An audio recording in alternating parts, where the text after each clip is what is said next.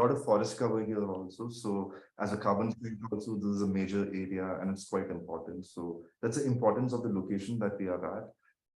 And we work with a lot of community groups. That's why the name collectives, and many of them come from different kinds of collectives. Yes, that's a brief introduction to our work. And so I'm Ranjini. I also work here at Keystone Foundation, which is a not-for-profit in the Nilgiris. Today we represent this collaborative project, which is called the Ownership of Public History in India, which also is in the title. And we're so happy to bring our team, some part of our team to you, and I'll let them introduce themselves. I am Jayanti. I am also working on the PNC.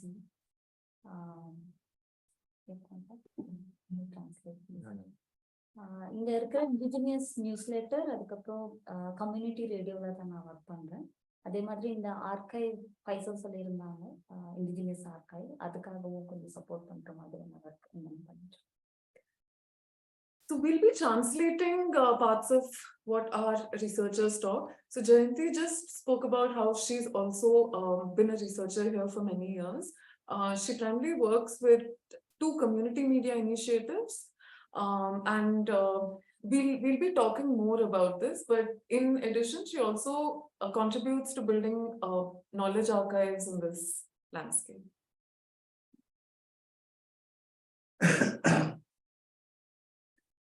என் பேர் மோந்திஷ். நான் Toda company சேர்ந்தேன்.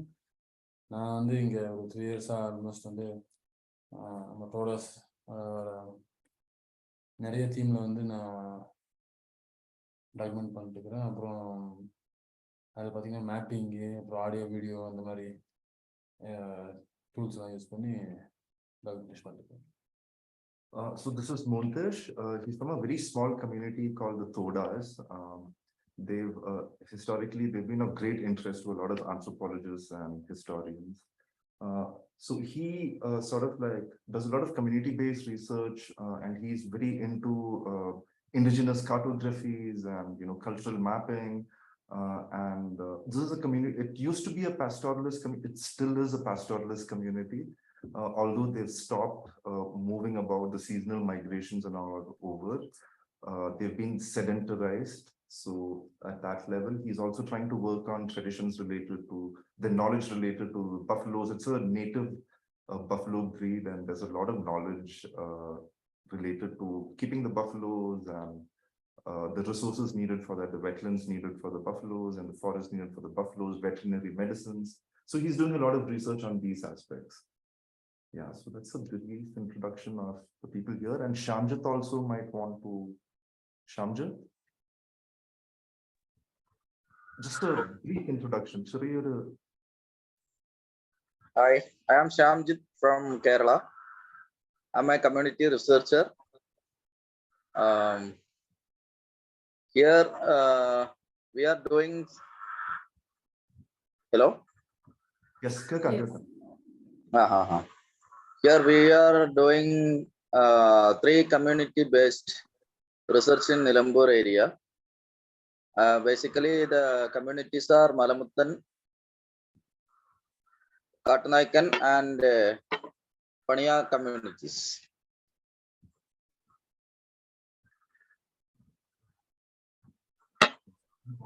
Thank you, Shyam. Thank you, Shyam.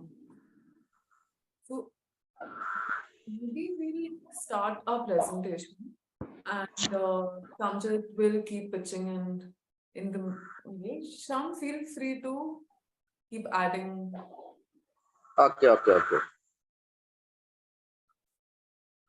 So these are some of us who come here today as part of the Ownership of Public History in India team. We also have support from 3 other academics who are called Shalini Sharma, Maya Dod, and Aparna Vaidi. All of them work at different institutions. And what you see today is sort of the culmination of 2 years of work that this team has put together. There are more people in the team, but it's probably going to be tough to list out everybody. So to begin with, maybe we'll just talk a little bit about our context and locale, who we are, where we work, and what we're trying to build.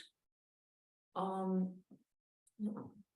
So this project, which is called the Ownership of Public History in India, was funded through a GCRF research fund with the British Academy.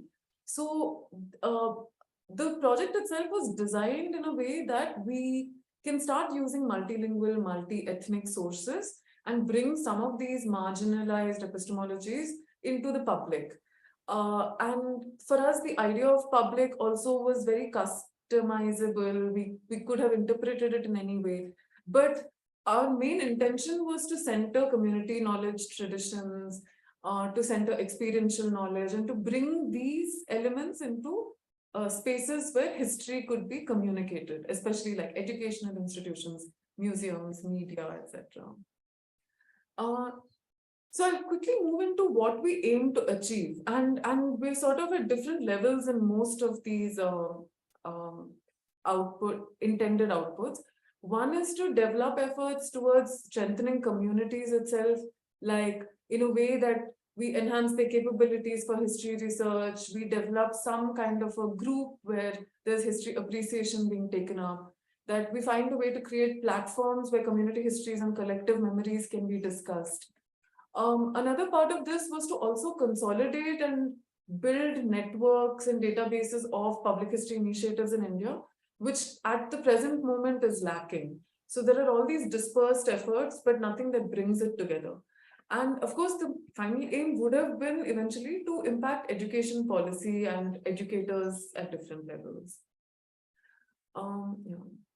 So this is again part of the team who we've already, I think, introduced some of them.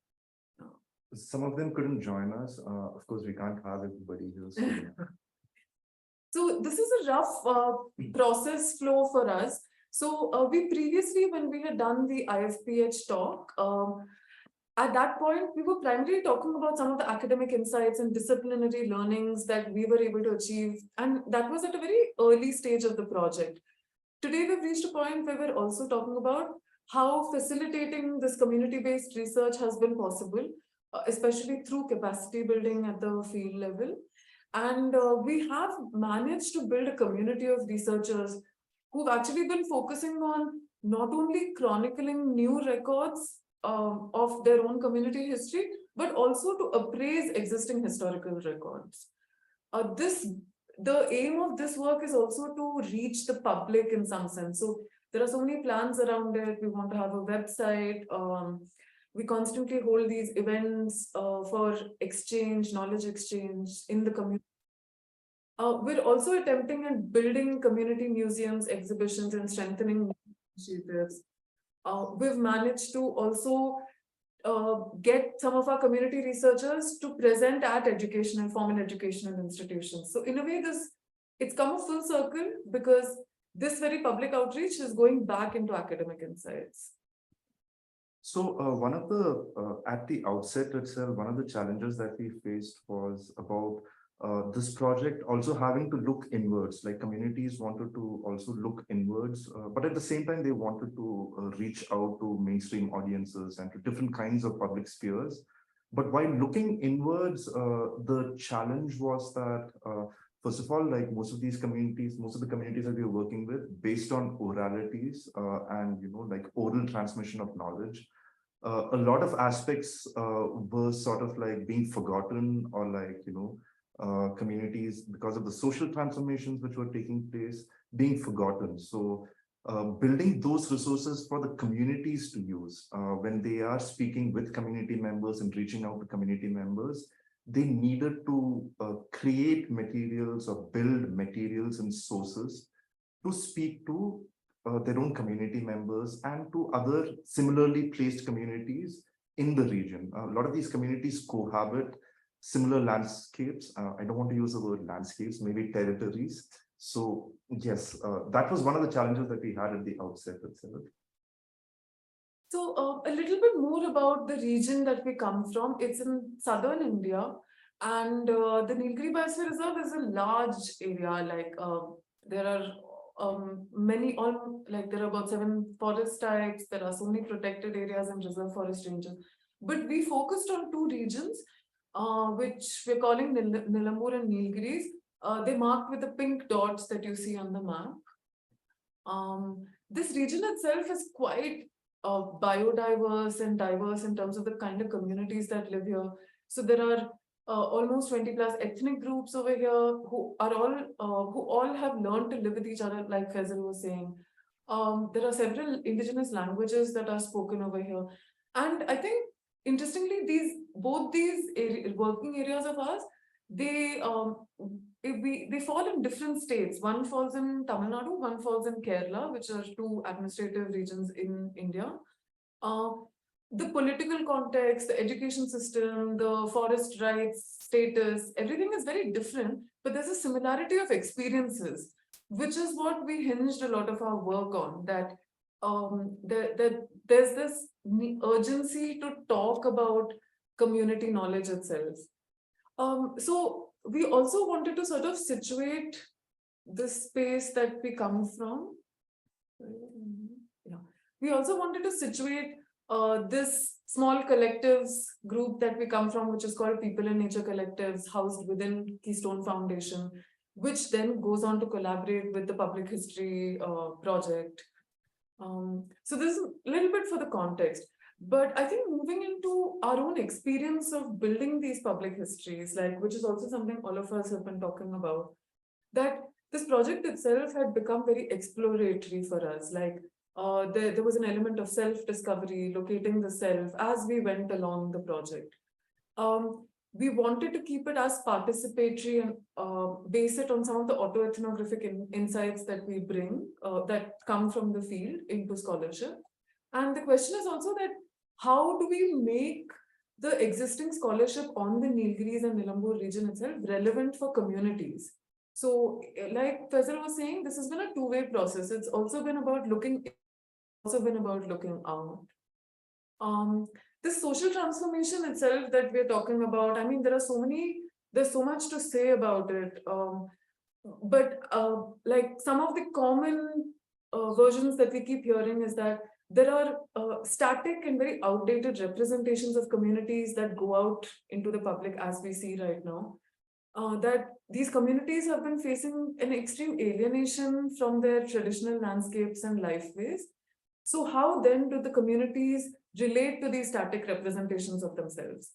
And also the constant question is, where am I in these histories? Because even the education systems are designed to talk about meta histories and national histories. So then how does an ordinary tribal person locate themselves in this history?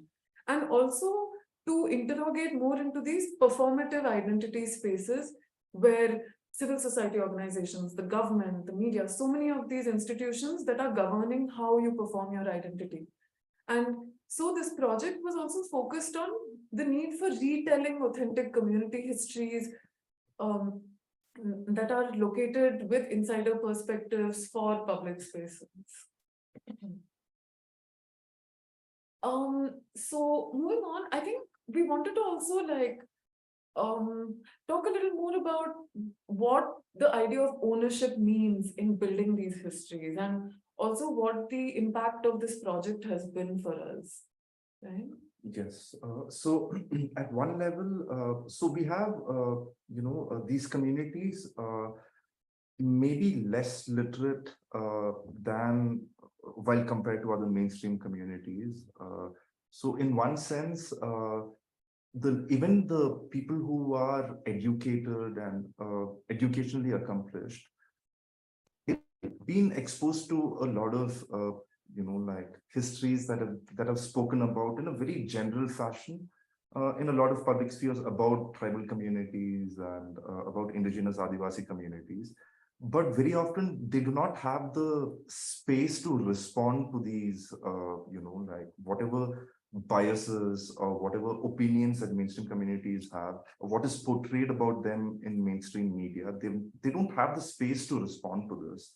And at a general level, even most community members, they kind of experience this through the, let's say, the experiences that they have while they go out for work or while they are interfacing with government agencies or like any other kind of community who lives in that landscape. So that's the experience that they have, and they know that they need to do something about it, but they do not have the space to sort of like counter that, or even to build a story about themselves. So our largest challenge has been to, I mean, at least we would think that in terms of this project's accomplishment, it's probably building a safe space for the communities to be brave about responding to all kinds of misrepresentations about them. There are these films which show indigenous Adivasi communities in a very, very I don't know, it's really sad to see how they are shown in films, or like how the media writes about them. Journalists, of course, they are romanticized at some level, but at the same time, the kind of opinions about them, that they are lazy, they're not being able to keep up with, even though there is affirmative action, that communities are not being able to keep up with it. You have government officials always talking about how they're trying their best to bring them into the educational system, into the schooling system, but they keep dropping out. In fact, there is a group very close by in Wayanad, in the Nilgiri Biosphere Reserve, who says that we don't drop out of the educational system, but we actually walk out of the educational system. They have a different take on understanding this whole phenomena of not being able to keep up or be in the educational system, or to be in the wage labor system, or even, like higher levels of work by tribal people leave and come out of it. So we've had to build, and it's been really difficult to build the safe space, because at one level, there are a lot of conflicts between the communities themselves. To build a pan identity is a challenge. We're not attempting to do that anyways, but the safe space was very important. So building a community of researchers, like we were talking about, has been something that we were very focused on. Community of researchers who were able to counter or affirm these versions, or even build new records to engage with the public. We also focused a lot on building and leveraging platforms where these, like what Faisal was talking about, these safe spaces. So in a way, these experiential histories don't always get included in larger narratives. So what can communities also do to create some of these platforms? And we'll actually be talking about some of these platforms also. Co-creating safe spaces, which, like Faisal has been saying, is extremely important for the project. We also see these safe spaces as support mechanisms that could offer infrastructural, financial, even like support with ideas, capacities, and other kinds of legitimacy in function. So a lot of these community groups and community researchers, a challenge that they face is receiving some kind of legitimacy from the state. Like in a state like Kerala, you see that any kind of research or any kind of activity in a tribal village is very, very, there's a lot of surveillance on any kind of activity within these pockets. So governments will use a lot of, there is a lot of left-wing extremism in these forested areas. So they use that as an excuse to sort of like restrict access to the villages, even for indigenous tribal people. So legitimacy at that level, when they want to go out into their communities and do some kind of research, it helps that there is some kind of institutional backing to make that process legitimate or valid. This is the kind of backing that communities need, that when they have a challenge, they need an institution to probably go out there and say that they are doing something which is very important, and to establish this as a process of working. So that has been one challenge that a lot of community members face, and we're trying to facilitate that by giving this kind of support. But of course, this can have its, there can be cons to this as well, like, institutional biases might creep in. Keystone being a knowledge authority, our biases, me and Ranjini being outsiders from this, in this area, our biases also could seep into this. So we're dealing with a lot of tricky issues, but at the end of the day, they need this support to go out there and have some kind of, it gives them a standing in social hierarchy which exists in these landscapes. So in extension, I think what happens, the only way to thwart some of these tricky issues is to make sure that it's as participative as possible.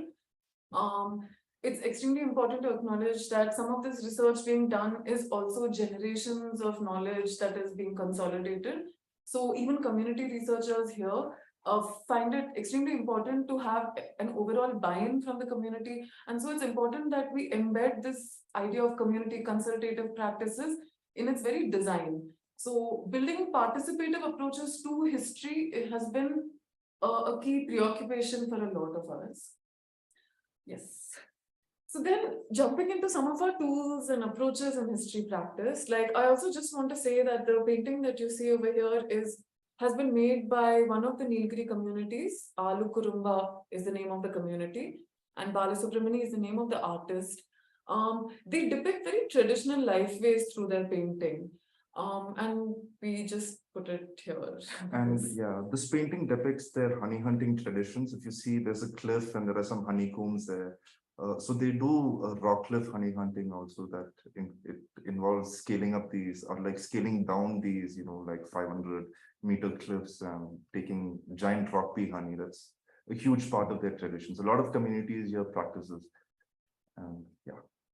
So I think moving into our tools and approaches, so here are some autoethnographic notes, like we'd like to call it. So this is some of our community researchers who are here will be talking about this, but in our experience, like the kind of workshops and trainings that we provided and digital capacities or talks or exposure to other different public history initiatives in India and the world, what it threw up was certain anchor points around which this community history was being built. Namely, like identity, territory, representation, collective memory. These were some of the nodes around which many of our documentation has also shaped up. I think so. I'll first invite Shamjit to maybe introduce this part of the presentation, and to talk about some of their work that they've been doing in Kerala. Yeah. Actually, our community name is Malamuttan. Within the community, we all are knowing and we are representing the name like Malamuttan. But unfortunately, the government listed us Muduvan. Actually, in that name, we can see one another community in Kerala, in the district of Idukki. If we are compared to their cultural aspect, we can see the differences between the two communities. So the identity is the main issue. Actually, nowadays we are facing, like in the government records, some of the orders saying like these people are also considered as Muduvan community, but nowadays our children from the communities are educated. If they are trying to some of the government jobs and some other government related activities, the issue will happening there, like if one of the Muduvan communities from the Idukki, if he is claiming for the post or in the court level activities, we have to the identity issues happening there. So this type of community, this type of misrepresentation or the misrepresentation is happening from the government level. And also one another community is there in Nilambur, it's called Katunaikan community. But if we are looking to the secondary materials or government records, we can't see the Katunaikans of Nilambur. In that book, in that list, Wayanad only, the government saying like Wayanad only the Katunaikan communities are living. So if we compare to the Katunaikans of Wayanad and Nilambur, they all are doing the same activities like honey hunting and forest dwelling activities.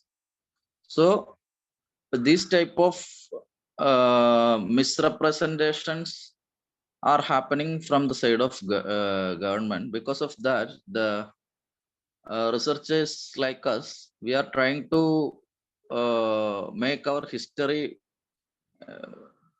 within history from our community. Like we are talking with our elders and we are collecting the stories about us, and yeah, like we are trying now. Yes. Sham, are you there? Hello. No, Sham, are you done with your? Explain, yeah. Okay. അല്ല ആര് ശ്യാം കഴിഞ്ഞോ presentation? Yeah, okay. അല്ല സംസാരിക്കാൻ ഇനിയും സമയമുണ്ട്. Okay. Actually, again, we have some issues like our areas are very remote in nature, and our children are going to the hostels for their education. Because of that, some cultural aspects we missed, like languages, some cultural ceremonies, and like that. So it will happening continuously. Because of that, our younger generations are totally miss the cultural things nowadays. So if now we are trying to collect the cultural community histories from the elders of communities, it will helps to know about the past and our culture about our younger generations too. So these are some of the issues we are facing, and we are trying to make our own history within the making our own history within the community members.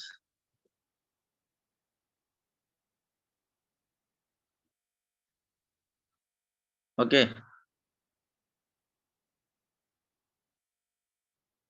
Hello. Sham, sorry. So just to add to what Sham was saying, that their work in Nilambur region has been so important, especially for advocacy related. So they have gone ahead and taken up a lot of capacity building, research and action, and public outreach activities, some of which I think we've put some photos over here, which maybe Sham also would like to talk about. Yeah, these are some of the program we conducted in our community research center. Actually, this is we are trying to build a community research center in Nilambur area. The first picture we can show the community research fellows visited the field, and they are trying to collect one bamboo basket from the community members, and they taking measurement from the taking measurement of that bamboo basket. It is called Punikotta. The community members using it for collecting wild foods and wild NTFPs from the forest, and they are carrying that things in that basket. And the second picture is conducted one workshop. That is one of the program we conducted, that is a transmission of our knowledge from the elders to the youngsters of the communities. These people are from the Katanaikan communities, and the older man is the head of one Katanaika village, and he is trying to in this session we are trying to make one map about their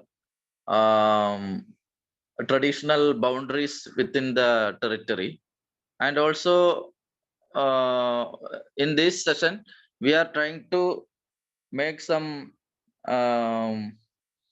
mapping sessions and taking so many so many public histories from the elders, and we are documented that for preparing our community research center activities. And this is one of the picture in the fact. So many techniques we are using in our daily life. The fishing activity, the first picture beside the river, we can see the ladies are engaged into the fishing activities. This is actually in a rainy season. At that time, the men, ladies, children, all are going to the river for fishing. And this is one of the fishing activity. And the second one is we are introducing some musical instruments for our youngsters. The Paniya community members are there. They are using the bamboo drum in their death ritual ceremonies. So the elders introducing the bamboo drum to the youngsters. And also the last picture is Kochikalan. His name is Kochikalan. He is from the Katanaikan community. He is a craftsman, like he is doing so many bamboo and cane baskets in the villages, and his main livelihood is based on making this type of bamboos and bamboo baskets and all. But the thing is, after this Kochikalan, nobody know to make the bamboo baskets. In this time, we are thinking that this is the we have to continue the tradition. So we have to collect, or we have to document the things from the communities, and also we are collecting so many objects from the field, and we will trying to build a community museum. Not only a museum, it is a community research center actually.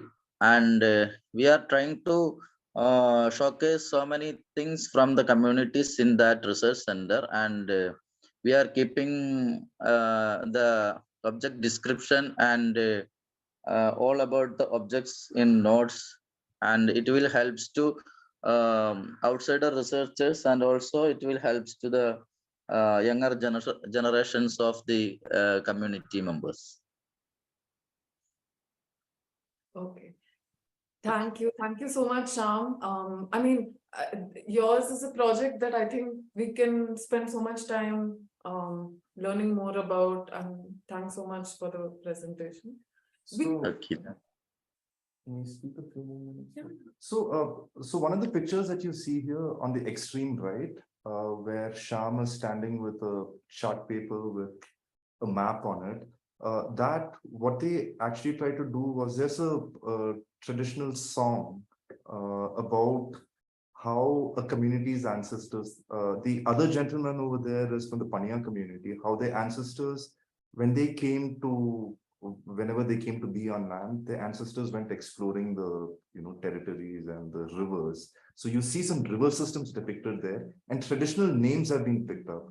So the ancestral names of these locations have been picked up, and they're trying to depict it on a map. So what they're trying to do is also create these resources, have small publications which they can distribute amongst the communities in different schools, government schools for tribal communities, a very important site of intervention for us. So we're trying to create these, we're trying to give different kinds of visual representation to their knowledge, because it's not exactly written knowledge. We don't want to emphasize too much on writing. We're trying to find other ways to represent their knowledge. So these exercises are quite interesting in the sense that the community researchers get quite inspired by activities like this. Like when they realize that, okay, a song can be depicted as a map, it sort of like inspires them to take it up in a larger way. And here, like, so some of the primary activities that these people are doing, they're trying to set up a research center because they think that that can be a very important site for, interfacing with mainstream communities. There are a lot of researchers, a lot of colleges and higher education institutions which have these social work courses or like sociology courses and political science and all. And they're very interested in doing research on tribal communities. They're very shoddy projects which are done. And they usually go catch hold of a few community members and they write copiously about them. A lot of drivel is churned out this way. But now, because of this community center over here, a lot of colleges in their locality, any social work college, any sociology, political science related courses, people from there, they come and intern with them. They come and sort of like place themselves with these community researchers. Now, this will definitely have an impact on the way researchers, at least how it will be manifested a few years down the line. And they also go to, yes, they go to a lot of colleges and they also speak about the work that they are doing, about how their histories are not there in the modules that these colleges provide for students over there. And this has an impact. It has a buy-in from the lecturers and the professors who are in these colleges, who usually normally rely on, let's say, something like a government census document to teach local histories to the students over there, which can be very misleading, and it's very short-sighted research also. So this is why we think that they're having an impact on the ground in Nilambur region right now. Yeah, no. In fact, it's amazing to see some of these researchers present in colleges. Like everyone in the audience is waiting. I mean, I think there's so many stories to tell. So one more impact that this has had is there is one college very close to where this group is located, where this group of researchers are located. And they have invited them to sort of like contribute to the history courses which are there in that college. The history department has asked them to be a part of that, to contribute to the syllabus creation and to interact more deeply with the students. So this is definitely, we're very happy with this impact. Yeah, so our next researcher, Montesh. இப்போ நான் first சொன்ன மாதிரி என் community வந்து Toda community நான் இப்போ டோடாஸில் பார்த்தீங்கன்னா நான் இப்போ எதுக்கு லேண்ட் பற்றி நம்ம எடுத்துருக்கோம்னா இப்போ நம்ம கல்ச்சரோட அந்த ஹிஸ்ட்ரி வந்து அது நம்ம எல்டர்ஸ்லேருந்து யங்ஸ்டர்ஸ்லேருந்து இன்னும் நம்ம நினைக்கிற அளவுக்கு இல்லைன்னா கூட கொஞ்சம் அந்த நாலேஜ் வந்து பாஸ் ஆகிட்டு தான் இருக்குது. அப்போவும் அந்த பாஸ்லேயும் நிறைய கேப் இருக்குதுன்னா இவ்வளோ நாள் வந்து நம்ம அந்த ஒரு விஷயத்த நம்ம டாக்குமெண்ட் பண்ணிட்டு இப்போ பார்த்தீங்கன்னா நம்ம லேண்டில் நிறைய இஷ்யூ வந்து நம்ம ப்ராடக்ட் கமிட்டி வந்து ஃபேஸ் பண்ணிட்டுருக்கோம். அது வந்து அதோட இம்பார்ட்டன்ஸ் வந்து தெரியாமல் இருந்துச்சு இவ்வளோ நாள். இப்போ தான் அவங்களுக்கு வந்து தெரிய வந்திருக்கு. ஸோ அந்த மாதிரி பார்க்கும்போது இப்போ நம்ம நீலகிரி ஃபுல்லாகவே டோடாஸ் லேண்ட் தான் அப்படின்னு சொல்லிட்டு ஃபஸ்ட்டு இருக்கும்போது, அப்படி இருக்கும்போது நம்ம பிரிட்டிஷ் இங்கே வரும்போது அந்த லேண்ட் நிறைய லேண்ட் இந்த வேஸ்ட் லேண்ட் இருக்கிறது சும்மா நம்ம டோடாஸ் வந்து கிரேசிங் மட்டும் தான் யூஸ் பண்ணுவாங்க, வேறு எதுவும் ஃபார்மிங்லாம் இது பண்ணுறது இல்லை. ஸோ அது கிரேசிங் நிறைய லேண்ட் இருக்கும்போது அந்த லேண்ட்லாம் நம்ம என்ன பண்ணிட்டாங்கன்னா நம்ம பர்டிகுலராக வந்து அவ்வளோதான் அந்த வந்துக்கு அப்படின்ட்டு ஒரு வில்லேஜுக்கும் ஒரு இதுக்கு வந்து நம்ம ஃபிக்ஸ் பண்ணி பிரித்து கொடுத்தாங்க. மீதி லேண்டெல்லாம் வேஸ்ட் லேண்டாக அப்படியே கொடுத்தாங்க. ஸோ அந்த மாதிரி ஒரு லேண்ட் யூஸ் வந்து இப்போவும் வந்து நம்ம ஃபேஸ் பண்ணுறாங்க. இப்போ எக்ஸாம்பிள் பார்த்தீங்கன்னா பிரிட்டிஷ் பண்ணது இப்போ நம்ம கவர்மெண்ட்டும் அதே பண்ணிட்டு இருக்காங்க. இப்போ தமிழகம் வந்து ஒரு 60 ஏக்கர் என்னமோ லேண்ட் இருக்குது. அது வந்து கிரேசிங் லேண்டு, ஆனால் அதே நேரத்தில் இங்கேசி நிறைய இருக்குது. ஆனால் அந்த லேண்ட் வந்து யூஸ் ஆகுறதால ஆனால் கிரேசிங் மட்டும் தான் யூஸ் ஆகும். ஸோ அந்த லேண்ட் வந்து இப்போ வந்து கவர்மெண்ட் வந்து அது வேஸ்ட் லேண்ட் தானே அப்படின்ட்டு ஆக்கி கொண்டு ட்ரை பண்ணிருக்காங்க. So Montesh is speaking about his entry point or his interest in doing this kind of work, in doing histories with communities and with other local communities. outreach related to history because his community, they were a pastoralist community. Buffalo rearing is a major part of their life cycles. And they had, before the British came to the Nilgiris, they say that, so incidentally, this is, the local government is celebrating 200 years of the discovery of the Nilgiris. Now, this community perhaps has a history of more than 4,000 years in the upper landscapes of the Nilgiris, but here we find ourselves in a situation where we are celebrating 200 years of the Nilgiris, that it was discovered by a person called Sullivan 200 years back. Anyway, so it's quite, like important that Montesh is doing this kind of work. So when the British came here, the landscape over here used to be a lot of grasslands with small clumps of forest. Now they saw that a lot of these grasslands were not being used for anything productive. Like, there was no industrial use to this landscape. So what they did was they declared most of the wetlands as wastelands, and they acquired all these lands. Now that had a huge impact on the number of buffalo heads that the community could keep. And a lot of other issues also related to how they use the land. It changed the nature of the community forever. Now, after the British left, the Tamil Nadu state government and the Indian government are perhaps following on from what the British did. I mean, like, people are treated as natural resources. The land also is very, very, there's a huge demand for timber and things like that. Since the time of the British, the nature of the forest here was changed. From grasslands and small forests, a lot of eucalyptus plantations came up. This was all to make the landscape more productive. So this is why Montesh thinks that it's very important, because a lot of his community people don't know on what basis certain laws are there.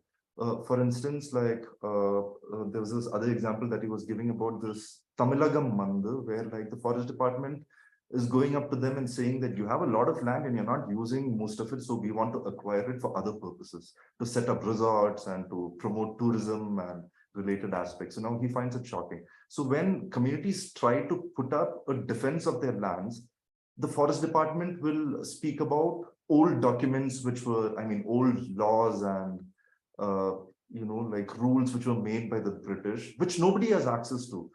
Even we as a team, we are trying to get these documents, but it sits in the collectorate in Ooty, and nobody has got access to this. It sits in the archives there. So there is no access to these archives. A community's life is being governed by documents they haven't seen yet, they haven't understood yet, and even support mechanisms that they have are not being able to access these documents. This is why he thinks it's very important to have this kind of work, educate his community about their histories and what made these massive changes, and also to tell the world outside that, a lot of unfair things have happened with our communities and we're not being able to negotiate with it effectively. It's done. No, he still has one. One. Either full or Oh, full of muchachas. Okay. Yeah. should I speak on it? I think it's fine. Yeah. Okay.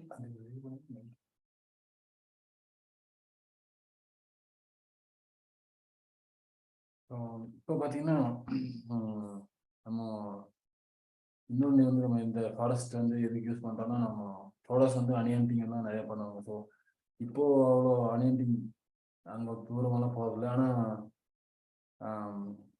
கொஞ்சம் முன்னாடி வந்து அனியன்டிங் வந்து ரொம்ப இங்கே ஒரு 2 days போய் stay பண்ணி ஃபாரஸ்ட்ல stay பண்ணி அணி அன் பண்ணுறாங்க, அந்த மாதிரிலாம் பண்ணிட்டு இருந்தாங்க. ஸோ அப்பர் பவானின்ற ஒரு பிளேஸ் வந்து நம்ம இங்கே இருக்கிறது வந்து இப்போ ஒரு 100 kilometer இருக்கு இங்கே வந்து. ஸோ அந்த சைடு போனோம்னா அந்த ஃபாரஸ்ட்டு அந்த கேரளா பார்டர். ஸோ நம்ம தோடஸ் வந்து ஒரு விஷயம் நம்புறாங்க, என்னன்னா நம்ம செத்ததுக்கு அப்புறம் வந்து நம்ம ஆத்மா வந்து ஒரு இடத்துக்கு போகுது, அங்கே இருக்கு, அங்கே வாழ்ந்துருக்காங்க அப்படின்னு நமக்கு ஒரு நம்பிக்கை இருக்கு. ஆனால் அந்த நம்பிக்கையில அது வந்து நம்ம எல்டர்ஸ் வந்து நிறைய பேர் அங்கே போய் அதை பார்த்துட்டு வந்திருக்காங்க. ஸோ அந்த மாதிரி ஒரு இடங்கள் வந்து ஒரு சேக்ரெட் பிளேஸ் வந்து அந்த இடத்துல இருக்கு. ஸோ இப்போ பார்த்தீங்கன்னா அது ஒரு நக்சலைட் ஏரியான்னு இப்போ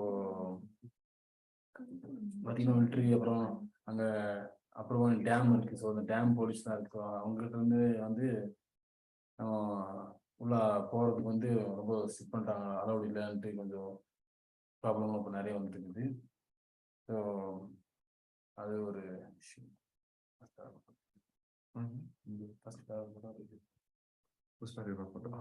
So yet another thing that Montish is talking about is some of the ancestral domains that which was accessible to them is becoming increasingly difficult to access because the forest departments here and the state government they have an eminent domain over the forest and they regulate any kind of use. So some of the sacred sites which are very important for these communities, it becomes a hassle to access these sites. Now there's a mountain called Mukurti. It's a series of 3 or 4 peaks or something to that effect, but it's a very important site for them because one, for their temples, they have to collect cane from this area. And also there is a belief that departed once if a person who dies departs to the afterlife from this mountain. Now they find it very difficult to access the site. They have a lot of issues like this, where like their old villages are difficult to access. Most of their ancestral domains are it's quite difficult to access it for any kind of use. What used to be used before for honey collection, for any other sort of forest produce for collecting that, communities depend on that in a big way. They're finding it quite difficult to access this. Now, this is another reason why Montish really wants to pick up this kind of advocacy. இப்போ இந்த climate சேஞ்ச்னாலே நம்மளுக்கு வந்து land வந்து நிறைய வந்து change ஆகிற chance இருக்கு. ஏன்னா இப்போ கிளைமேட் சேஞ்சில் வந்து நான் லாஸ்ட் 2 இயர்ஸ் முன்னாடி வந்து ஃப்ளட் வந்து லேண்ட்ஸ்லைட் ஆச்சு. லேண்ட்ஸ்லைட் ஆகும்போது வந்து நிறைய நம்மளோட செக்ரெட் பிளேஸ் நிறைய இல்லை, ஆனால் எல்லா இடமும் தெரிஞ்ச இடங்கள வந்து ரொம்ப லேண்ட்ஸ்லைட் ஆயிடுச்சு. அதில் வந்து நம்ம அவலாஞ்சியில் ஒரு வில்லேஜில் வந்து நம்ம பரியல் சைட் வந்து லேண்ட்ஸ்லைட் ஆயிடுச்சு. அதனால நெக்ஸ்ட் அங்கே அந்த இது பண்ண முடியல. அதுக்காக இப்போ வேற இடத்துக்கு மாற்ற வேண்டிய ஒரு கட்டாயம் வந்துருச்சு.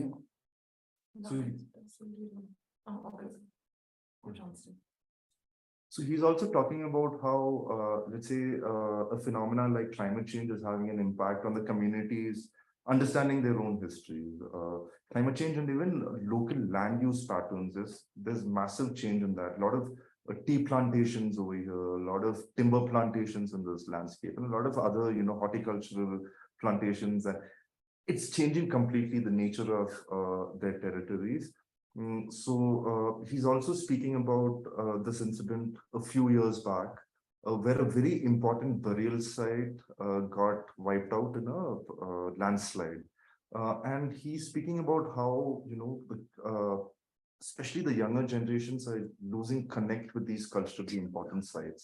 Now, with a place like Avalanche, where the landslide happened at the burial site, the younger generations he's afraid that they're never going to know about this. So it's again one reason, it motivates him to take up this kind of work. அப்புறம் பார்த்தீங்கன்னா நம்ம இப்போ mapping எல்லாம் பண்ணுறது இருக்குன்னா இப்போ first வந்து நம்ம ஃபாரஸ்ட் வந்து நம்ம தான் ஃபாரஸ்ட் வந்து சேவ் பண்ணுறோம். இப்போ பார்த்தீங்கன்னா டைகர் ரிசர்வ்ன்ற ஒரு இஷ்யூ வந்துருக்கு. அது வந்து வரும்போது நம்ம வில்லேஜில் இருக்கிற மக்களை வந்து வில்லேஜ் வெளியே அனுப்ப ட்ரை பண்ணிருக்காங்க. ஸோ அதனால இந்த ஃபாரஸ்ட் ரைஸ்க்கு அப்புறம் ஆவரேஜ் ரைஸ் வந்து மாதிரி நிறைய லேண்ட் இஷ்யூனால இந்த மேப்பிங் எல்லாம் பண்ணிருக்கு. So communities here feel very anxious about how the Indian government and the state government is more. They give more importance to setting up tiger reserves and declaring reserve forests and promoting tourism rather than giving them access to their ancestral domains. Now here again, like in 2006, back in 2006, something called the Forest Rights Act was passed, made into law.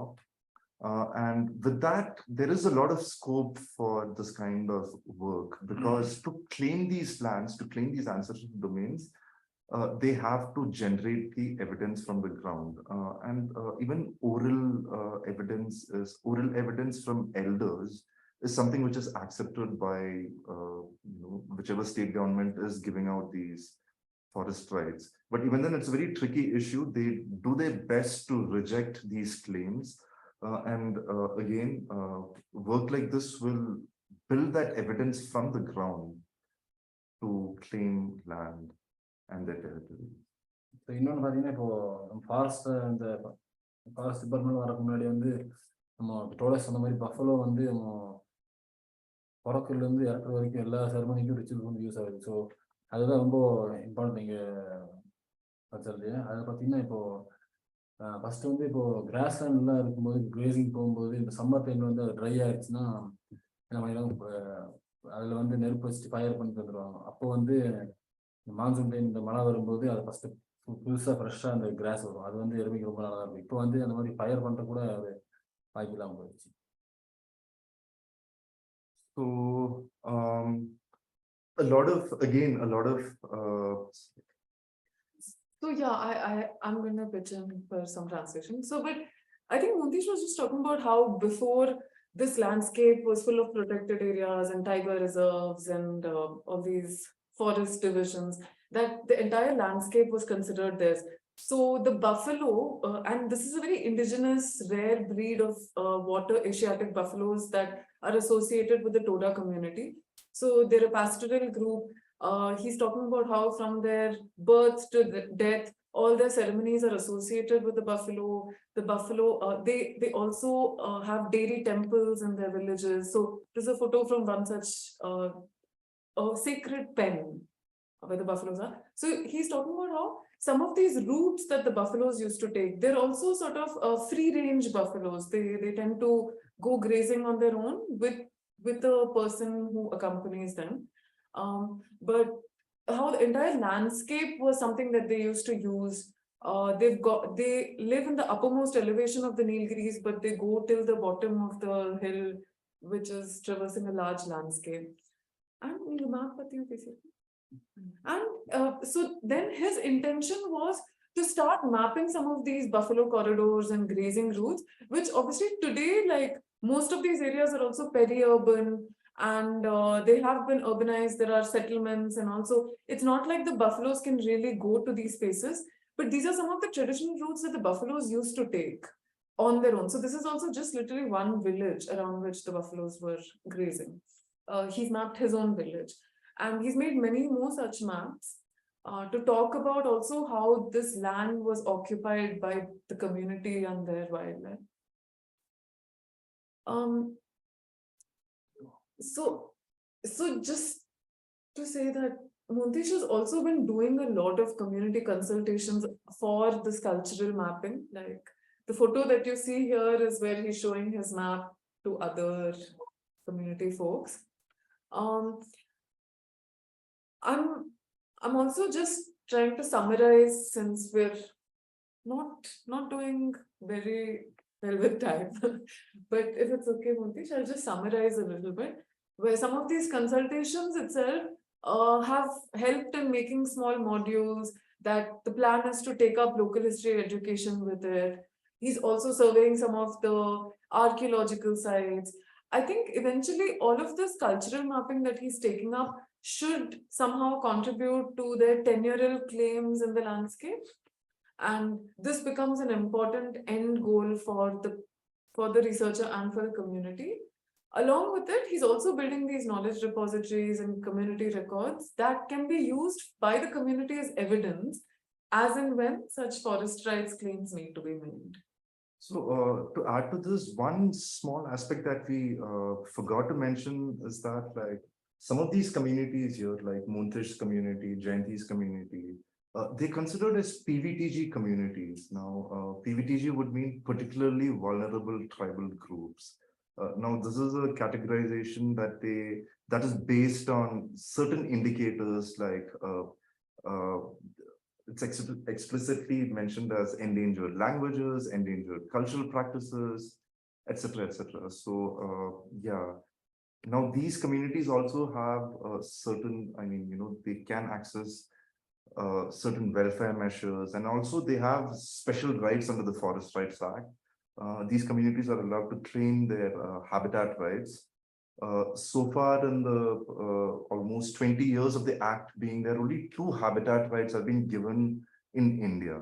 And they're very questionable habitat rights which have been given out. It doesn't really consider the community's needs and the claims that the communities put forward. So these communities here, the work that they do, the evidence that they're building will go into claiming ancestral domains or habitat rights as PVTG communities under the Forest Rights Act. This is it's changed the political climate in this region, and that's why activism can be quite deep-rooted now. I think just to end with saying that a lot of this work is going into building community exhibitions, community curated exhibitions, especially in community spaces, because the whole point is that when the community comes together to engage with this material, it will only enrich what is currently chronicled. And this is also collectively held memory. So it has to sort of be shared adequately. Some of these cultural maps, like Faisal was saying, go on to become advocacy material. And for us, I think this has been one of the most successful part of his work, where we were able to link a direct advocacy need with the kind of public histories that Montesh was building.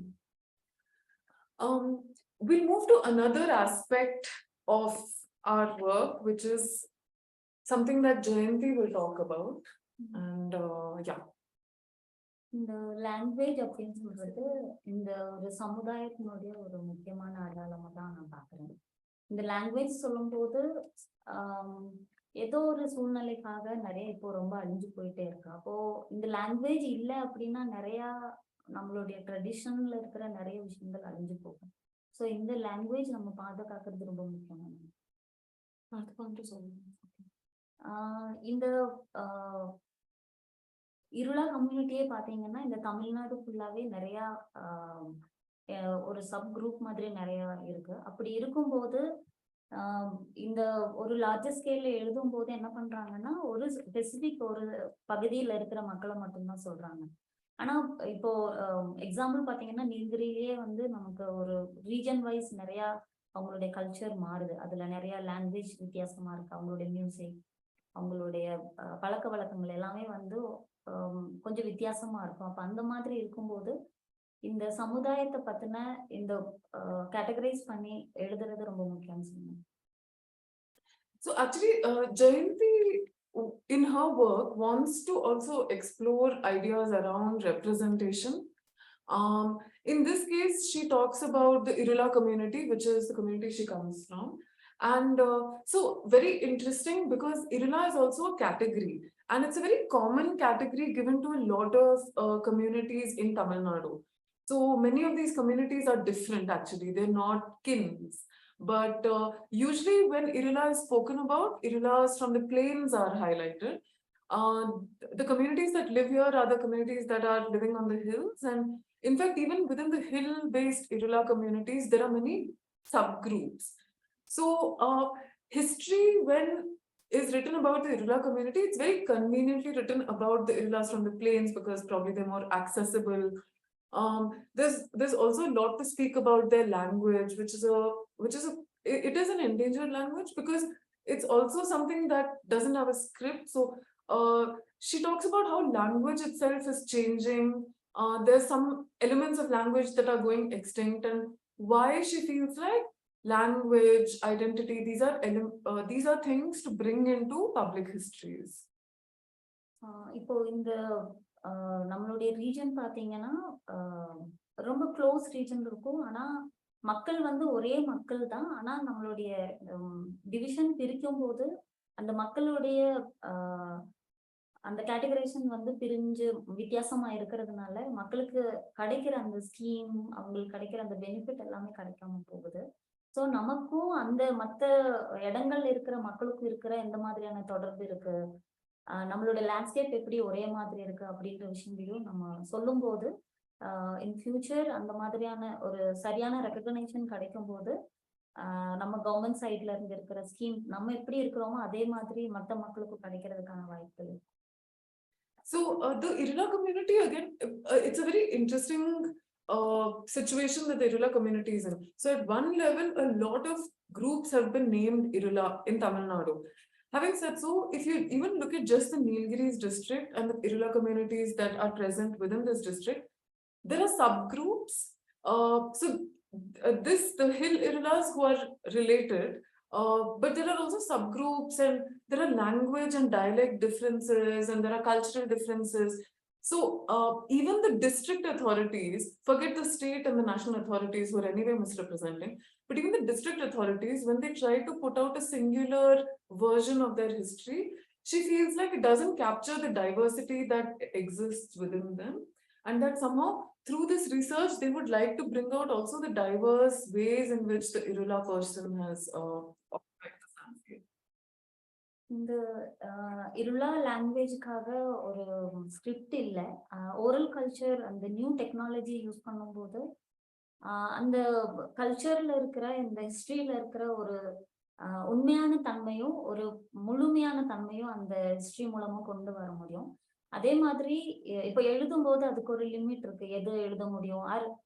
ஒரு மக்கள் சொல்ற விஷயங்களை எழுதுறவங்க வந்து எப்படி எழுதுறாங்க அதை பொறுத்துதான் அந்த ஹிஸ்டரி இருக்கும். ஆனா இந்த ஓரல் ஹிஸ்டரி கலெக்ட் பண்ணும்போது அந்த முழுமையான விஷயம் வெளியில வரும். அதே மாதிரி இது மற்ற சமுதாயத்துக்கு மட்டும் இல்லாம அந்த ஒரு முழுமையான விஷயத்த அதே கம்யூனிட்டிக்கு திருப்பி கொண்டு போக முடியும்.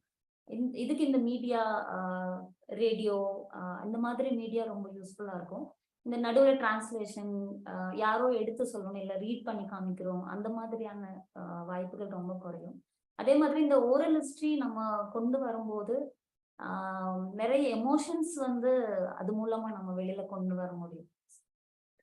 So this is something that Jayanti also talks about, where when we're working with orality and oral cultures, that it's very tough to produce an authentic codified version of their history which is going to be able to say everything.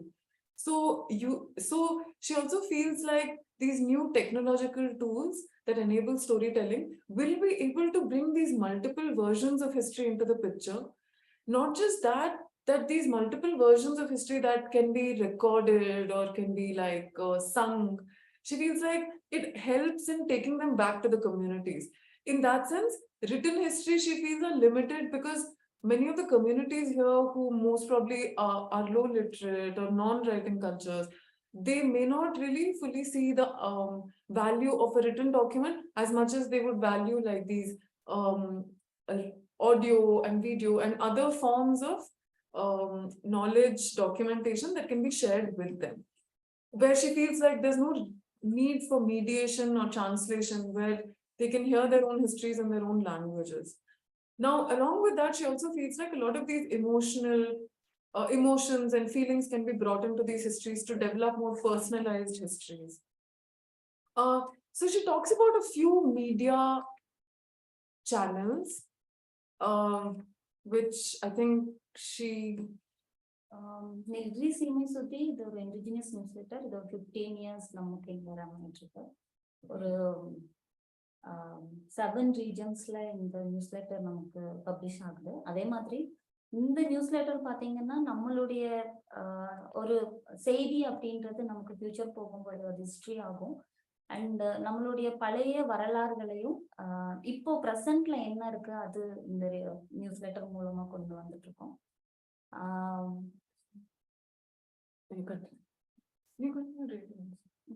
அதே மாதிரி இந்த radio கொத்துக்கிட்டு இது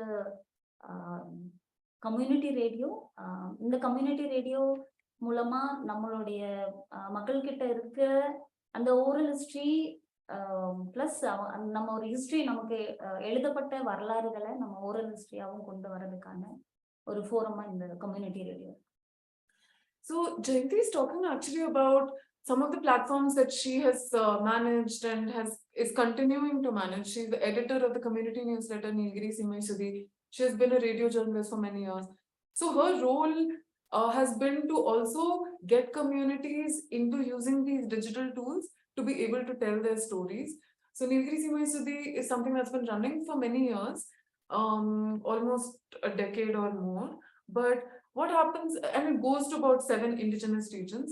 But what happens is when we bring in public history sensibilities into it, the news itself becomes a little more like featured articles, like more interrogative about their own past. And communities also take a lot of interest in putting together these histories, which at this point is more news items, but it also includes feature articles. And she also talks about community radio, which is something that's been running here in our location. In fact, Radio Kotagiri is the first community radio station of the Nilgiris. So Jayanti has been instrumental in getting many youngsters involved in recording, transcribing, editing their audios, and putting it out for the community radio station.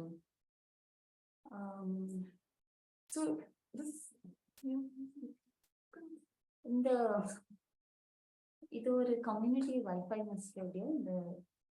இந்த radio வந்து அரக்கோடு அப்படின்ற ஒரு ரீஜன்ல தான் இருக்கு. இந்த community அந்த wifi mess radio மூலமா அங்க இருக்கிற மக்களுடைய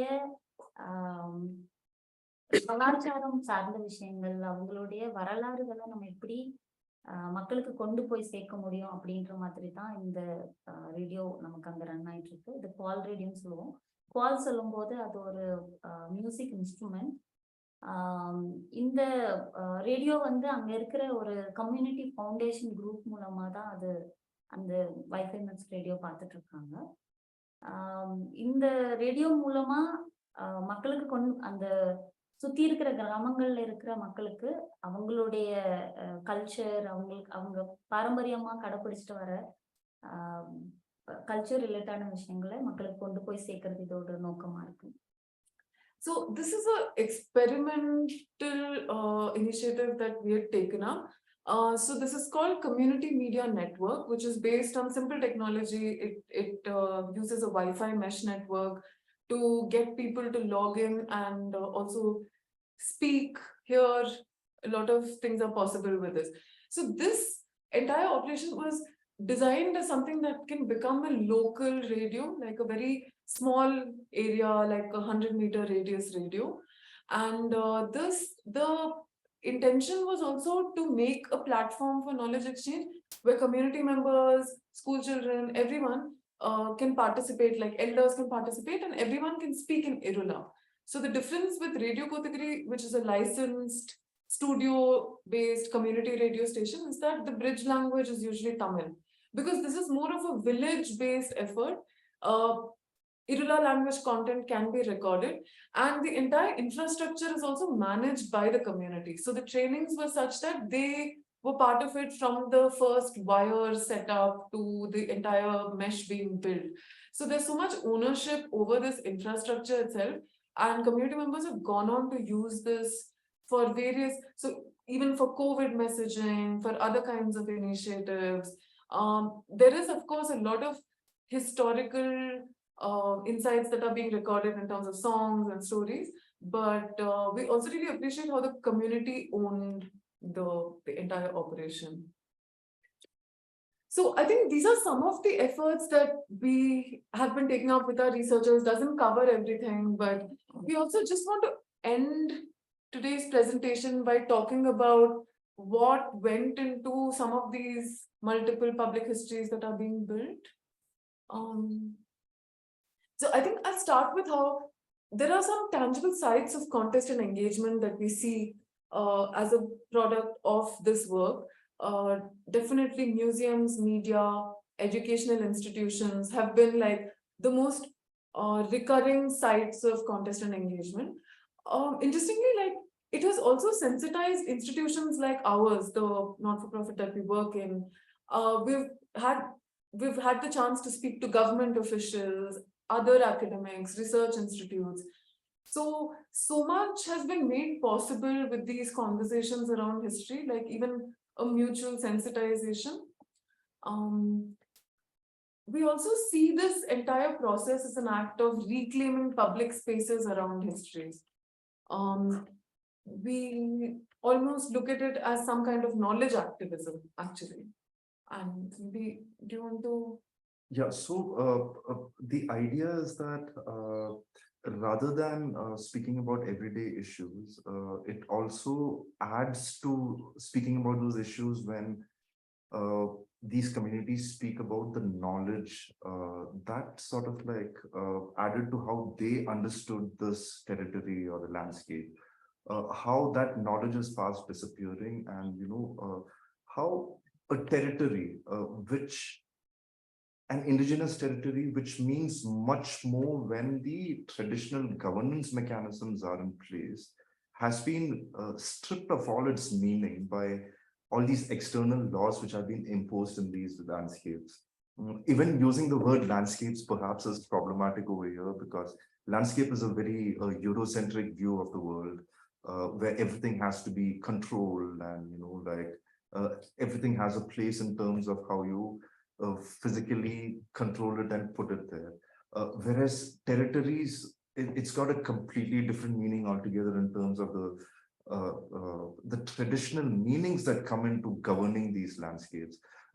Again, we're not saying that we want to reinstate the past, or we want these communities to go back to the past. And even our community researchers don't want to do that. They're all people very adept at, navigating through dualities and different kinds of environments. Like they can be in an institution like Keystone, they can be speaking in a very different way. They know how to speak to us. Whereas with their communities, they're completely different people. Like Montes over here, he might look like this now, but then for part of the year, he's a pujari in his, he's a priest in his temple, and aspects like that. So the amount of knowledge that he has gathered about his community is huge, but at the same time, he wants to find a way to mobilize his community based on this. So history is very important over here. A scholar who's worked on the Nilgiris, Gunil Sedolov, I mean, there's this thing that she said, which I really, really like, and what our fellows also, our community researchers also are sort of like maybe in that mode. They say that, she was saying that the past is the vehicle through which ancestral rights can be claimed. So it's very important to speak about history for these communities, not just within the communities. That's very important because people are forgetting their histories, people are rapidly transforming, and because of the way these cultures are valued or devalued, a lot of people feel a lot of alienation from their own cultures. Like once they go into school or college, they don't want to be associated with their cultures or even their knowledge anymore. So to bring about some validity to these worldviews, that the indigenous Adivasi epistemology can also be a valid tool or approach to use to understand, to advocate for issues, becomes a very important aspect of their work. At the same time, we would think that through our work, we would think that an entry point to this kind of work should be based on communities being able to come together and have their own biocultural protocols, knowledge sharing protocols. So this is also something that we are encouraging our community researchers to take up. That Montish is trying to work on biocultural protocols around buffaloes and knowledge around buffaloes. We would also like other communities to take this up, and slowly they're considering it. Cultural mapping has also become a very, very important tool for public histories for us, in the sense that because the kind of mapping that they do, the cultural mapping that they do is counterintuitive and also runs counter to traditional, let's say like scientific cartography. What happens with this process is, like, while Montish started locating himself in this territory or like in this landscape, speaking to the elders, now mapping, speaking to the elders became a very, very important aspect of mapping. So now, because he was running after indigenous cartographies or to set up something related to cultural mapping within his community, what he's managed to do is he's collected an immense volume of stories from his elders, because it became very important to understand how they were moving about in their territories and where all they've been, how they've used their territories. Now he's got almost a huge volume, volume of interviews and oral histories and community memories, which has become a very important index for these maps. We have to figure out a way to put this out there or like share this. Of course, it will be based on community knowledge sharing protocols and their biocultural protocols, but it's very, very important. Do you want to say something about that, Annie? So the other aspects which really, you've spoken about indigenous data sovereignty. So again, like other aspects that pin our work is indigenous data sovereignty. We believe that when communities have become such huge sites of research, but whatever data is collected is never accessible to the communities, neither does it translate well to the communities. So it becomes very important that communities themselves, or at least the location of their villages itself, can become the first stop for any data which is collected. So if we look at it through those lens, just I think a few minutes back when Jayanti was speaking, we were speaking about the community media network. Now the community media network became a really, really useful tool to have this indigenous data sovereignty, where any kind of research which is done in these communities can be placed within the communities for them to access itself. Of course, scientific data, it might take a few more years for that to translate to the communities, which might not at the moment need it, but it can be useful. The kind of research that goes into ecology and everything, if it can, the first stop can be within the communities. At some point, they might be able to use this data to understand their histories better. And of course, narrative justice is something which is very, very important to our work. Without that, I don't think communities will feel the urge to look into their histories and also speak about how history can be done with mainstream communities or universities or other research institutions. The pain that they feel when they, I mean, at least for Montesh, who can understand English, when he's gone through literature about their communities, the pain that he feels when even Jayanti, Sham, all these people, the kind of the emotions that they go through when they see wrong information about their communities or the wrong kind of knowledge out there is quite something that really, really spurs them on to take up this kind of work. So of course, narrative justice is a very important framework for that. So there are some guiding principles. Maybe for the lack of time, we'll stop here. But just to say that knowledge sharing, and by extension, the idea of public histories in the public domain is a process, is practice, will require maybe much more thinking from our part also.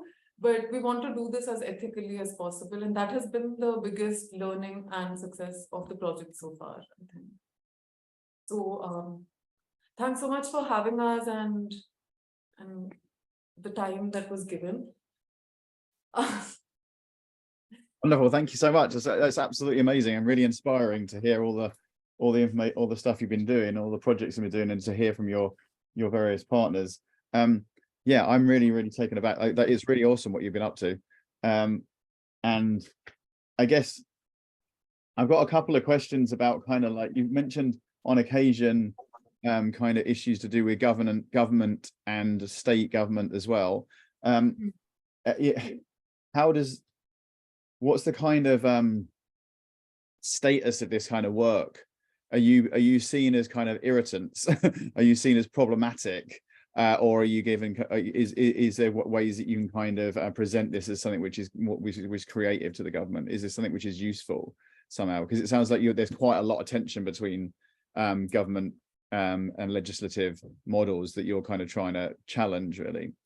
So that's what my first question. The other question is about knowledge activism, and can you just say more about the idea of knowledge activism? Because it's just a brilliant term. I really like it. And we were talking yesterday in sessions about indigenous work with indigenous peoples in Canada, and the idea that we might not ever use the phrase public history because it's kind of unknown to people. But actually, knowledge activism seems to me to be a kind of way of thinking about public history as something which is more active, and it has a more kind of more resonance with community groups. So those are my questions. Sorry, they're a bit over enthusiastic. I'm full of inspiration.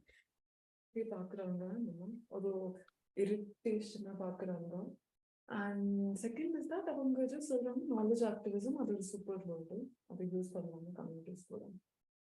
So இதை பத்தி நீங்க knowledge activism சொல்லும்போது கண்டிப்பா அதுக்கு மேல நம்ம அதிகமா ஒரு வேலை பண்ணிட்டே இருக்கணும். ஏன்னா இப்போ நாலேஜ் சொல்லும் போது அது அவங்களுடைய அந்த ஒரு ஸ்பெசிபிக் கம்யூனிட்டியோட நாலேஜ் இருக்கும். இப்போ இவங்களுடைய அந்த எம்ப்ராய்டரிங் சொல்லும்போது அது அவங்களுடையது. அதான் இப்போ வந்து நிறைய பேர் அவங்க கற்றுக்கிட்டது அவங்களுடையது இல்லை, அவங்களுடைய இன்கம்காக அவங்க செஞ்சு அவங்க சேல்ஸ் பண்ணிட்டு போகிறது அவ்வளோ சரியில்லை. அந்த மாதிரி விஷயங்கள் அவங்க ரொம்ப கவர்மெண்ட் அவங்க தான் கேட்டகரைஸ் பண்ணிக்கிறாங்க. மக்களா வந்து நான் வந்து ஒரு இண்டிஜினியஸ், எனக்கு இதெல்லாம் எனக்கு இப்படி ஒரு கேட்டகரைசேஷன் கொடுங்க அப்படி யாரும் கேட்கல. பட் அவங்க தான் கொடுத்துக்கிறாங்க, அவங்களே தான் அதுக்கு மேல இருக்கு. So it's just if we can take some time to respond to that. So there are so many the government relationship with indigenous communities is actually like this district that we're in currently is one of the most like a large part of the population is indigenous. This is not the case with our surrounding districts, but particularly this district. So there's a lot of emphasis given to communities in the district by the government. I think even with civil societies like ours, there is a healthy relationship. So actually, we've somehow not yet come across as irritants. I think we've somehow come across as people who'll help in building a better history because no one else is doing it anyway, or only outsiders are doing it. But for the first time, when insiders are doing it, I think we've only had encouragement from the tribal department or the education minister. And from what I understand, so far, so good. I think what becomes tricky, where it becomes tricky is when communities also have to constantly prove their identity. So like something Jayanti was saying was how governments are the ones who give them these identities and these certificates and these proofs that they're indigenous. But then the burden of producing the evidence of their land use and occupation is on them. So she also talks about how it is so far a diplomatic relationship, but it's not a particularly loving relationship that they have. So far, so good. In terms of knowledge activism, I think these guys, Jayanti also had a comment about why, like, we also arrived upon this term because we also talk a lot about narrative correction. Like when you're reading together and when you're annotating together. In fact, we see a lot of these archival contents together where communities are sort of videographed from 30 years ago, 40 years ago. And we constantly speak about why it's very important for us to have an opinion on it. Like either that it was not okay or that it was done okay, or that can we have access to original copies of this. And the reason why this becomes very relevant is because today a lot of these cultural practices are being appropriated by other communities. Like, for example, she was talking about the todas and their embroidery, which you could see in one of the slides when the elder is walking with the kids. So a lot of communities from outside today are learning the toda embroidery. So I think there's some feeling of threat that, like, so communities have also had to deal with a lot of mistrust and then negotiate this and then come to terms with how to engage with the outsider. So in that sense, knowledge activism becomes particularly relevant for them when they do their histories, because this is not just a simple act of documenting or chronicling. There's also an active act of reclaiming spaces, either written spaces or public spaces, to talk about their versions of histories. Yeah, also it becomes very important in terms of communities having to reclaim these spaces where, like, wherever we speak about knowledge, we don't have enough community members. I'm talking about the Indian context. I know that like Australia, North America have all moved ahead. Indigenous communities there have been able to use a language because of their familiarity with, let's say, being in English speaking systems, or like in South America, maybe in Spanish speaking systems. They've been able to use language to articulate their needs effectively. But what we find here is that communities here, Tamil is the dominant local language. Now there is this, or Malayalam in Kerala, where Shamjit is from, and you'll see that there is a different kind of colonization taking place. Especially with Tamil. Tamil claims that it's the oldest language in the world. Whereas it might be true in terms of maybe there is some truth to it in terms of being the oldest written language. Tamil people, when they claim that they are the oldest language, it sort of like pushes their knowledge systems to the margins, like the Irula knowledge system, which they're all Dravidian languages, Tamil, Malayalam, all of them are Dravidian languages, but because of the number of speakers that a certain language has, or because of the kind of epigraphical evidence that a certain language can provide, it becomes more important than the other local languages here, which perhaps might have an older history as well, or might be closer to Proto-Dravidian, from which Tamil and Malayalam all, have arisen from. But at the same time, it's about respect for different knowledge systems, that no knowledge system can be completely invalid. Of course, there can be elements in different knowledge systems which perhaps are not relevant anymore or not useful anymore. But that's up to the communities to sift through that. I mean, sift through their knowledge systems and figure out what is important and bring it. So it's also about bringing dignity to the smaller knowledge systems which are there, which has got so many insights about, let's say, like managing ecology. Like the Todas over here used to have this practice of setting fire to the grasslands over here. Now that used to have immense benefit for the ecology over here. Now new studies are saying that, that fire system is very, very crucial to keeping the grasslands here healthy.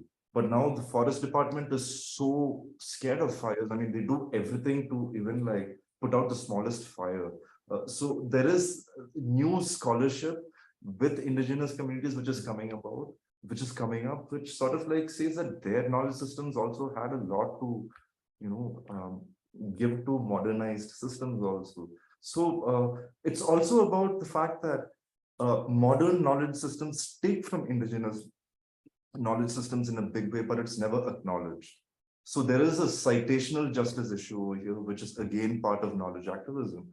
Like a lot of the scholarship, anthropological scholarship, or like historical scholarship, ethnographic work, takes a lot from indigenous Adivasi informants, informants from the indigenous communities. But then at the end of the day, perhaps they're not even there in the footnotes. They don't even have a claim over the copyrights. So benefit sharing, everything, it's all related to knowledge activism, medical research. So a lot of medical research that happens, it also draws on indigenous knowledge of botany, ethnobotany, but then the benefits never flow back to the communities. So until the communities claim this or are able to establish the space where like their knowledge also can be given equal respect, I don't think any kind of equality is possible.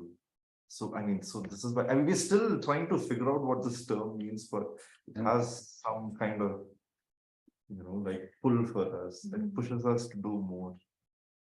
No, it's absolutely awesome, and it's really fascinating. I'm trying to think about the relationship between public history and Indigenous studies at this point, and I think it's really amazing what you've sketched out, and I'd love to hear more in more detail about what you're about how you're going to develop this.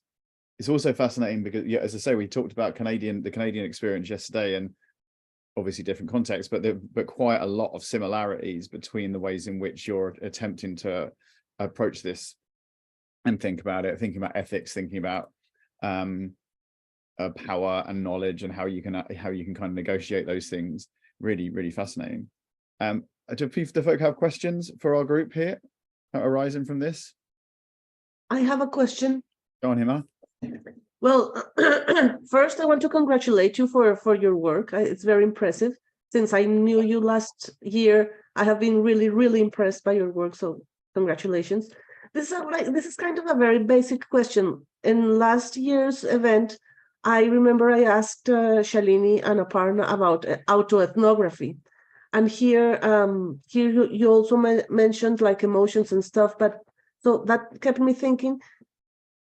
Also building a little bit on Jerome's work, have you found or have you encountered any kind of resistance within the communities themselves? Or it was just you just walked in and everything was okay from the beginning?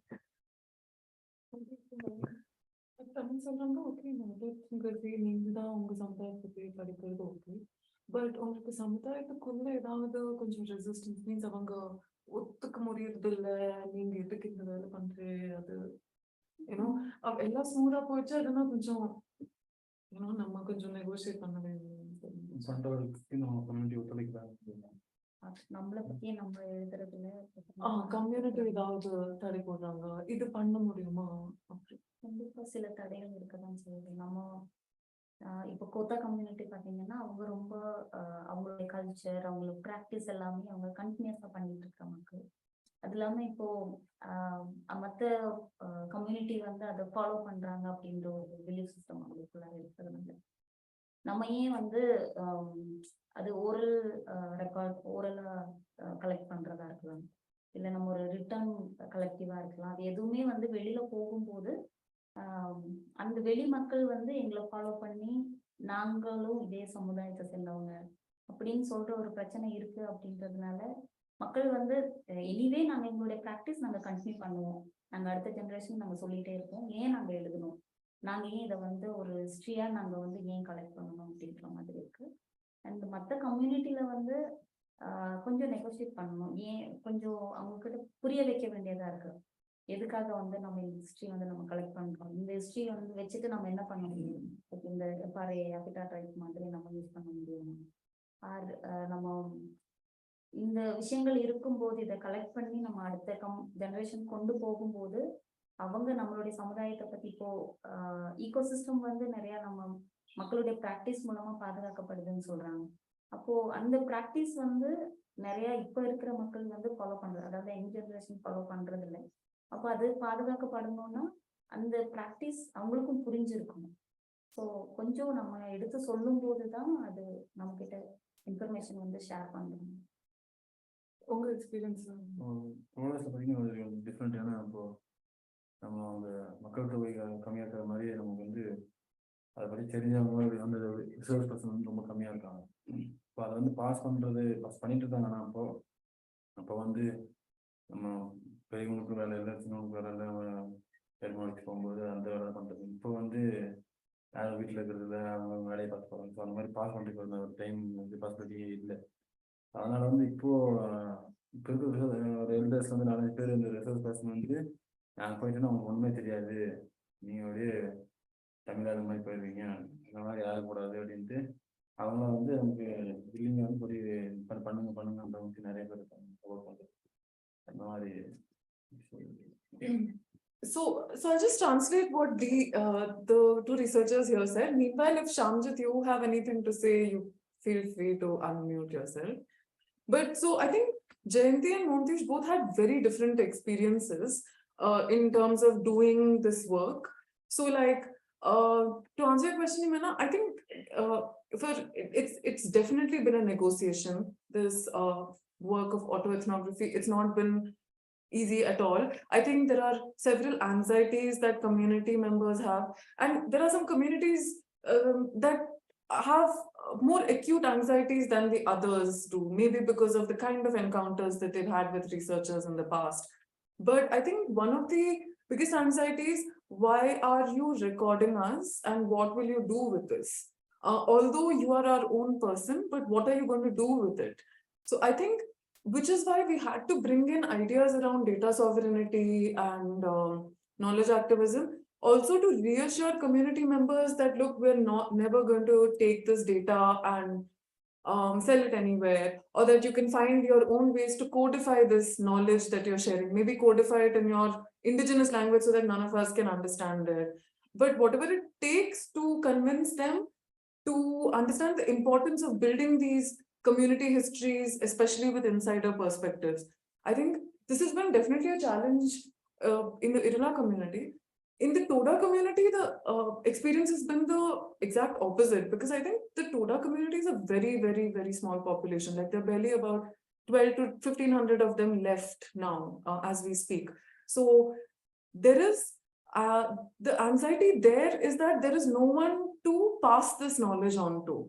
So the elders there feel like even the youngsters are becoming more and more Tamil, and that they don't have the time or interest to sit and hear Toda history. So every time a youngster like him goes, I think the elders are more than happy to share all that they can. And I think they in fact are looking forward to more such research from within so that they can speak a little more openly and honestly about what their histories are. So this is the experience from here. Shyam, would you like to, because Shyam's experience with one of the questions that Jerome asked earlier, with the state, the tensions with the state, I think it's particularly acute. It's more acute in the area that Shyam is in. So maybe he might have some insights into how he's negotiating that process. Yeah, in my experience in the field, actually the community name here they put into wrong. Like Malamuttan put into the Muduvan community. So the community members enjoying the reservation from the government, mainly the education benefits and other developmental benefits from the government. So when we are going through the field, some of them arising questions like after your study, if it lost our reservation, like means actually the community, most of them are not aware about the identity crisis because they are not they don't know about the name and means what are the name the government put into the government files and all. So the community members need that reservation benefits from the government. They have to continue the reservation policies for their children's education, free rationing and all.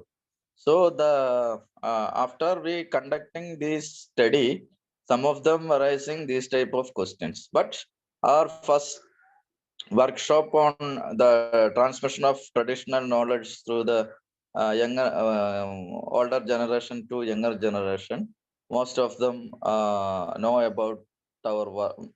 Means they are know about our work, and they realize that the importance of our work, and now the people are cooperating with us. But the problem is the older generation is very less in number now. Because of that, we don't get that much stories from the community.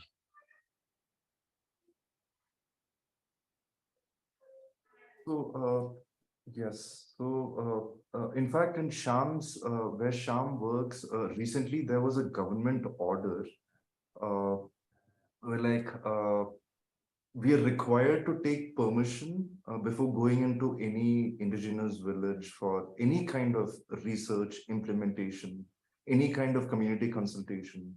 So they are using the excuse of left-wing extremism. Like there are a lot of Maoist groups, the so-called Naxals, and this fear is always whipped up by the government, especially in these forest areas, Sham's area and all. Like you'll constantly see these armed, paramilitary groups roaming around in the forest, and like any tribal person who goes in could get questioned, can get picked up. It's a huge risk that way. So there's a lot of surveillance which is happening. And even regarding our work, it can get into tricky planes, right? Because like the state governments here and the central government, they are so obsessed with a nationalist history or a very, Tamil history or a history of Kerala or Malayalam that the moment these communities start asserting their identity, it could go the wrong way. Governments could get alarmed. So it's not happened so far to such a large extent, but there have been many instances where the forest department or like some other government agency has sort of like tried to stop our work, and it requires a lot of lobbying to get it restarted again. So yeah, all these elements exist. And of course, some communities are very, very resistant in the sense that they're very, very anxious about the kind of work because they fear that if cultural information, if cultural geographic information or any kind of cultural information and the knowledge goes into the public domain, it could get used for many other things. So that kind of an anxiety is there. We also, sort of like face this issue where it is the truth that communities feel that we are benefiting from them, like, by working with them, outsiders like us are benefiting immensely from this. It could be the truth. It perhaps is the truth. And which is why we are trying to work on ideas like biocultural protocols and knowledge sharing protocols, and we're giving primacy to that, so that like, we also get, mediated through that into the communities. We think that it's very important for us to do that, so that we are also on safe ground, so that we also know what to do. Like anything can go wrong. Even publishing a picture could potentially harm a community. So we need to be aware about this, which is why we are so trying to work with community-led researchers, and we allow them to design the programs. And so far we've had funders who've been quite flexible with the way we work, depending upon the way a situation on the ground unravels. We can sort of like tell our community researchers, not tell our community researchers, our community researchers can decide that they are not going to do that work, that they're going to start doing something else. So that way we have that flexibility, and we give them that flexibility also, which is why in one of the earlier slides I had said that even the project management, project implementation is very decentralized. It's not the conventional project management where we make them deliver tasks, or, like we've seen a lot of oral history projects where indigenous community members are caught and told that they should come up with 10 interviews in a week, or like, so we don't have tasks like that. Like we allow them their time, we allow them to configure it, reconfigure it, and we don't really push for those kinds of outputs. We are more process oriented rather than output oriented, and that helps our community-based researchers also not sort of like irritate their own communities with this constant pursuit and fatigue them out. Like that's one thing that constantly keeps happening in certain areas. Some communities are so researched, they're just exhausted from it. So we allow them to sort of like go easy on it also. So maybe the projects become a little slow because of that, but we should give them that space, because at the end of the day, we're trying to work on that knowledge. It's not about us. That's another thing that came out of our conversation yesterday, was about time, and how time is, just having that time to put in. And it sounds like you're exemplary in some of the policies you put together and the procedures and the practice. It's really been amazing to listen to it. We're going to have to conclude here, I'm afraid, because we have to have a little bit of a break before the next session, which is in about an hour. It's been fabulous. Thank you so much for your time and for your generosity and your amazing work. It's so amazing to hear about it. It's been really, really cool. A wonderful session for today. I'm going to close the session today now, but we'll be reopened at 2 o'clock British time. So I don't know where you are in the world, figure out your time zones. Sorry. It was really, really amazing to hear from you all. Thank you ever so much. Very much a round of applause for all this amazing. Thank you. Thank you for accepting our invitation. Yeah. Thank you so much for having us over, and we crossed time, and you're so patient. Thank you. It was wonderful to hear. It was not difficult at all. So thank you ever so much, guys. It's really good to see you all. Thank you.